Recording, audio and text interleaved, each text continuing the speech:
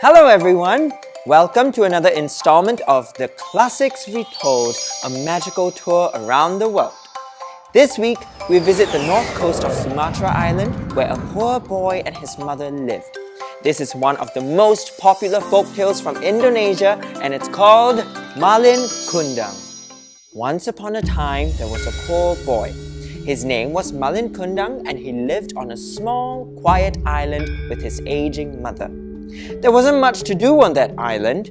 The land wasn't good enough to plant vegetation, and the fishes in the sea wasn't fresh nor enough to feed everyone as it had before.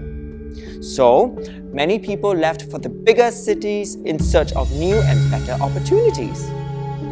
One day, Malin could no longer take it. He was getting bored. He wanted to travel and see the world beyond the island. Perhaps he could build a better life for himself and his mother. More money, more food, more everything. Please, Mom, let me get on that ship tonight. No, Malin, you are my only child. What if you never return? Don't worry. I promise I will work hard, earn a lot of money, and come back for you. We can find another way to get money. Please, don't go. But Malin had made up his mind, and no one was going to stop him. He set sail that day, leaving his mother behind. His mother felt so worried for her child. What dangers could he face out there? It was a cruel world, and she wouldn't be there to protect him. Please let him be okay and come back safe. Please let him be successful and happy. Please let his journey be smooth and filled with riches. She prayed for Malin day and night. For 15 years, she never wavered. She never gave up that one day her son would return. And riches indeed he received. Malin had found himself in a prosperous village where he worked hard with the singular goal of having more. More money, more food, more everything. And because he worked so hard, he soon had more than he could ever want. A big 3-story house in the heart of town, servants who obeyed and respected him, and a ship filled with luxury befitting a king where he took his wife on vacations regularly. On one of those vacations, they were journeying past a small, quiet island. An old lady, weak and sick, was fishing in the dirty waters with no luck. Malin's wife asked him to stop the ship and offered the old lady some food and rest.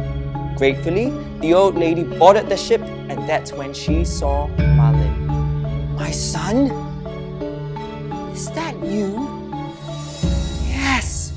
Oh, look at you! You have grown so much, and you are so successful now. What are you talking about? You are not my mother. You are a beggar. Malin, I have waited for you for 15 years. You are finally home. She moved to hug him, but Malin was too embarrassed. He didn't want his wife or his servants to know that he was once a poor boy who had nothing to his name. Guards! Guards! Get this beggar off my ship.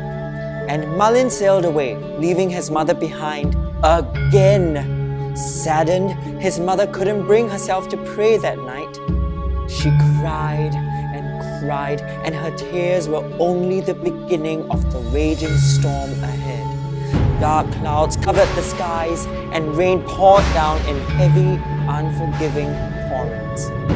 Malin Kundang, you have deserted your mother, one who loved and raised you unconditionally.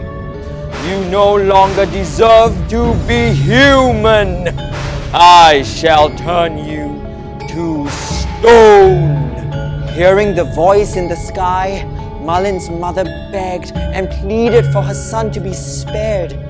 There was still some good left in him, and she was sure of it. Since your mother pleaded on your behalf, I will not turn you to stone, but I will turn your possessions into stone. Thunder rained upon the traveling ship, and everything slowly turned to stone in front of Malin's eyes. The ship, The gold, everything he worked so hard for. How had things gotten so out of hand? He had wanted to give him and his mother a good life. Why had it turned to such greed? He went back to his small, quiet island, ashamed but determined to be content with what he had. Mom, I'm sorry I was so mean and ungrateful. I forgive you, Malin. You have suffered enough. Come, let's go home. That's when Malin knew, no matter how much money he earned, how big of a ship he owned, love would always be more valuable. And Malin spent the rest of his life taking good care of his mother in the small, quiet island he called home. Before we go, I have a question for you. What is more important, money or family? Share your responses with us by commenting on this video. Now it's time to return home. Join us again for another classic retold.